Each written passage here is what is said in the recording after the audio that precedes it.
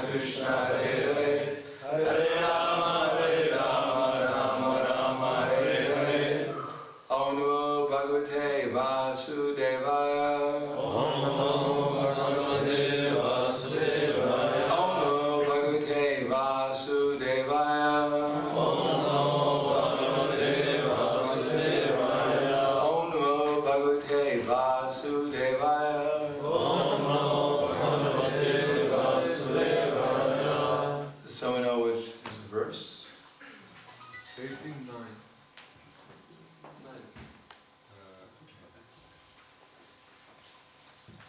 Okay. So Bhagavad-Gita, chapter 18, perfection of renunciation, text number 9. Karyam ityeva yakarma niyatam kriyatarjuna sangam tyakpa phalam chaiva satyaga satiko mataha. Translation purport by His Divine Grace, A.C. Bhaktivedanta Swami Prabhupada. O Arjuna, when one performs this prescribed duty only because it ought to be done, and renounces all material association and all attachment to the fruit, his renunciation is said to be the motive of goodness. Please repeat. O Arjuna, when one performs this prescribed duty only because it ought to be done, and renounces all material association and all attachment to the fruit,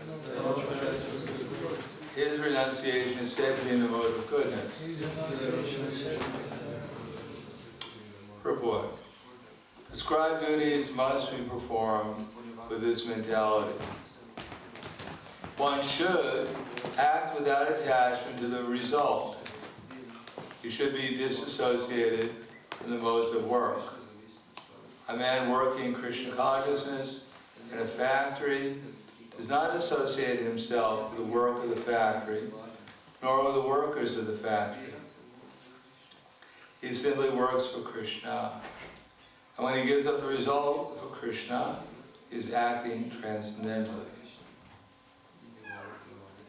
So the verse again, Karyam ityevya karma kriyate Itam kriyate juna sangam tyakpa phalam chaiva satyagat satiko mataha. O Arjuna, when one performs this prescribed duty only because it ought to be done, and renounces all material association and all attachment to the fruit, his renunciation is said to be in the mode of goodness. Purport. Oh yes. Mam Vishnu Vidaya Krishna Pristaya Budvai Srimate Bhaktivedanta Swami Namane Namaste Saraswatam Deve Gauravani Pracharne Nirvishesha Srinivadi Paskatyade Siddharne. There are two stages in our advancement towards Krishna consciousness. Before we have to become conscious of Krishna, or fully conscious of Krishna, or actually transcendently conscious of Krishna, then we have to first of all become liberated from our material conceptions. As we've heard, try to light a fire and pour water on it at the same time makes for a very difficult time for lighting fires. So first we have to dry the wood out. And the analogy is that in the material world, the modes of ignorance and passion are the water that wets our consciousness and doesn't allow us to actually enter into the fire of Krishna consciousness. And as it mentions here, some of the reasons that the mode of ignorance and passion arise, one of them is the attachment to our work, the results of our work. Generally, the conditioned soul is imagining himself to be the proprietor of this material world. And of course, to be a proprietor, you have something, you need something to have as the owner. Therefore, the conditioned soul is imagining that this body is the owner of so many things, which is quite an illusion. Because what is actually this body? If we analyze it, it's a network of all kinds of things. There's all kinds of tubes in the body, running up and down the body. There's the digestive tube. Is that the owner of everything?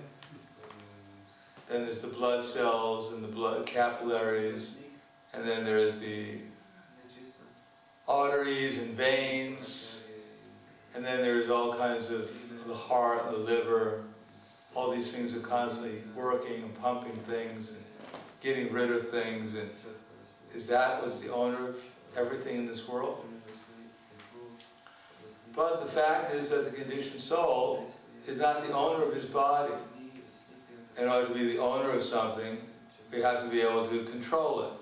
You can't say I own something, but have no control over it. It's like walking into a bank, the bank, Slavinsky Bank. Is there a Slavinsky Bank? Slovenska banka. What was that? Slovenska banka. Slavenska Banka. And walking in there and just throwing up your arms and saying, I renounce all the money, you can have it all back. But since it was never yours in the first place, of course there's probably not very much money in there anyhow. Anyhow, but giving it all back is ridiculous because it was never yours in the first place.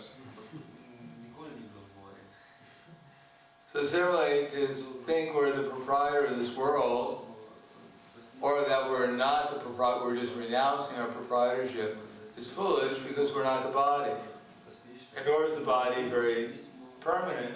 It's always changing, and everything we're imagining that we're controlling is also changing.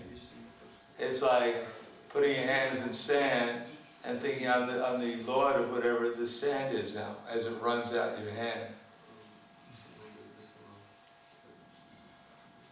Therefore, this whole desire to become the Lord of something in the material world is just a dream. The dream which can never be fulfilled. Indeed, Hiranyakashipu underwent a severe austerity for 120 years of the demigods with his arms upraised, no food, no water, and eventually no air.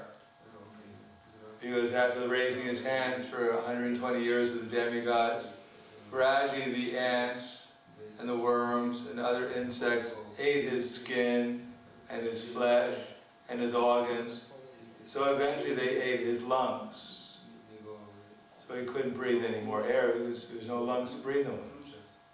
And they ate his brains. So he couldn't do anything. Actually, if he had any brains, he would be standing there for 120 years. So it's obvious they ate his brains. And yet, after undergoing this very severe austerity and getting a benediction from Brahma, because Brahma is obliged to award us benedictions for those who undergo such severe austerities, still, he couldn't get the benediction where he'd actually be able to be permanent here in this material world. Because Brahma said, even he who lives for 311 trillion, 40 billion years of our years, even he has to die. So how can he give a benediction to someone else that they won't die? Indeed, the whole material universe disappears after some time. So, Hiranyakashipu, by his austerities, could not become the controller of the material universe, although he got some benedictions that made it appear, at least for some time, that he was controlling some part of the universe. But actually, even that was not possible. Therefore, to give up this idea that we're the proprietor is not possible either, because the nature of illusory energy is that it has us convinced that we are the body, and that we are controlling things, and that we are the doers. Only by engaging oneself in Krishna's service, ultimately can one get free from such illusions. Of course, Krishna's service generally to us means chanting Hare Krishna, hearing about Krishna, the transcendental activities, but also there are prescribed duties according to one's varna and ashram. And those are supposed to be done as a sacrifice for Vishnu. The original Varnashram system was not just a mechanical system where people would, in a regimented way, would follow a particular varna or ashram. No, the whole idea that they had was to please Vishnu. They did their duty as a sacrifice for Vishnu. Ultimately, everyone worked together for the sacrifice. And there was actual sacrifices. It wasn't just a name only. Just as we have the Sankirtan sacrifice, the Sankirtan yoga, where we're chanting Hare Krishna either with beads or out loud, either in the temple or on the streets. So they would have big sacrifices, where they have huge arenas made out of gold and silver, and expert Brahmins chanting mantras, and sacrifices of cows and horses, and bringing them back to life, and throwing huge amount of ghee and gold and jewels into the fire sacrifice, chanting the names of the demigods and Vishnu, ultimately trying to satisfy Vishnu by such a ritualistic ceremony.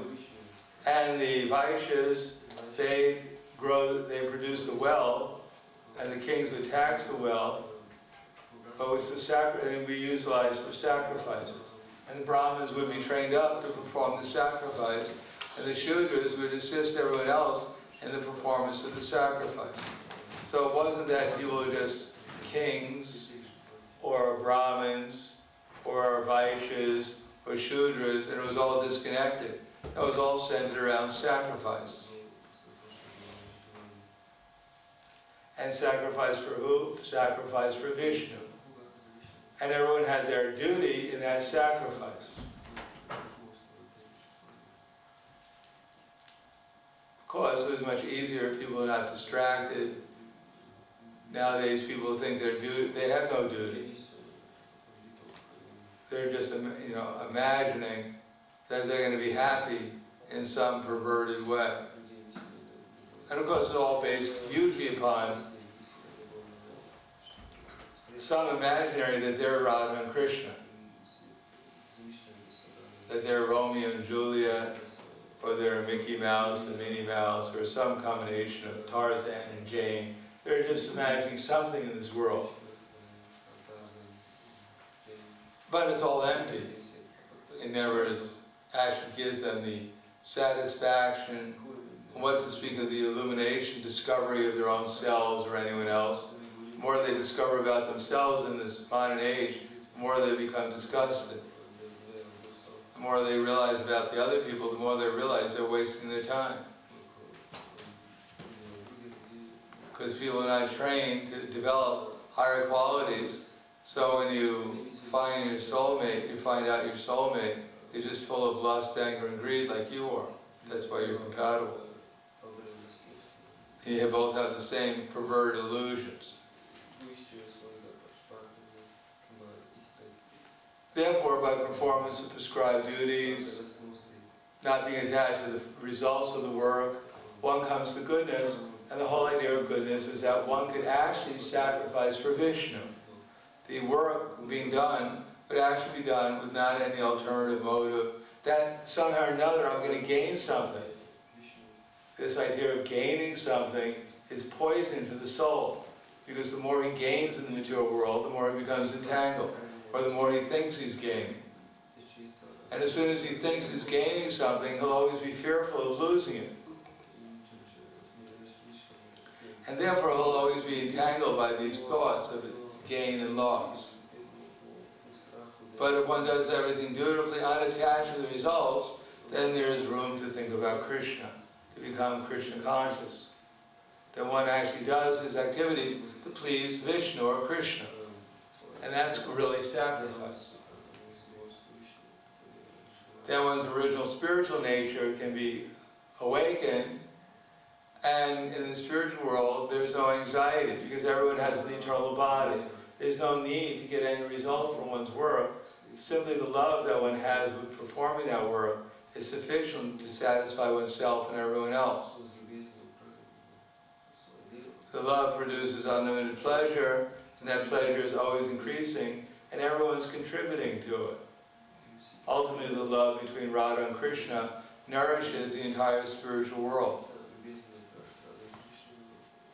And a little fragment, a perverted reflection of that, nourishes the material world. And one is fortunate enough to give up the results of one's work, the attachment to them, perform one's prescribed duty, and then think of trying to please Krishna. The result is that one can actually enter into the transcendental nature, which is eternal, where there is no anxiety over gain or loss, and with simply the desire to please Krishna and Krishna's associates, and that will actually please oneself in whatever one is doing. Though it's not so important what we're doing externally. Of course, that should be done as a matter of duty, according to authorities. Whatever it may be, if it's done, is sufficient to give us the background by which we can concentrate our mind and give our love to Krishna, and in that way actually associate with the unlimited reservoirs of bliss and consciousness that eternally exist in the spiritual world. So I'll stop there. Any questions? Comments?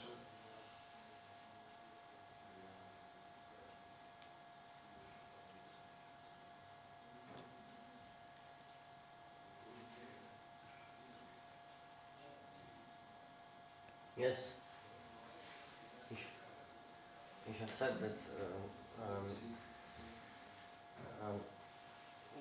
that you don't own anything, but you still have things. So I think it's a difference maybe between having and owning. Well, we don't really have anything either. If you have something, you must be able to control it. You say, I have something. Like I said, this is my book. But I can't, it's only my book because my hand is touching it right now. But I can't change the book. The book is changing at every moment. 50 years, there won't be a book like this anymore. It's only in my imagination, I think it's my book. Someone else may come along and take it away from me. So how is it my book? And if someone doesn't take it away from me, eventually the book is going to disappear, all the paper will degenerate, the whole thing's going to disappear.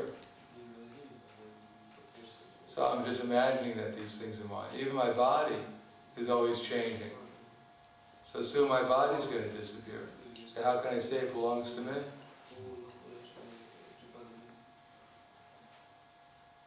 In 50 years or less, this body, or everyone's body in 100 years, as it says, there'll be ashes, or a stool, or it'll become dust. If it's burnt in the fire, it becomes ashes. Seen by the worms or the other insects, it becomes like dirt. If it's eaten by the jackals or the vultures, it becomes stool. So how can those things own this book?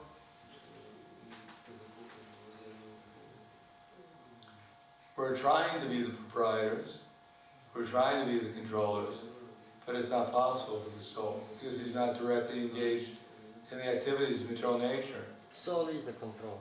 What's that? Soul is the control. The super soul is the controller. The soul is only desire, and the super soul is the one who's arranging everything through his energies. Anything else? Thank you very much. Bhagavad-Gita ki jai. Prabhupada ki jai.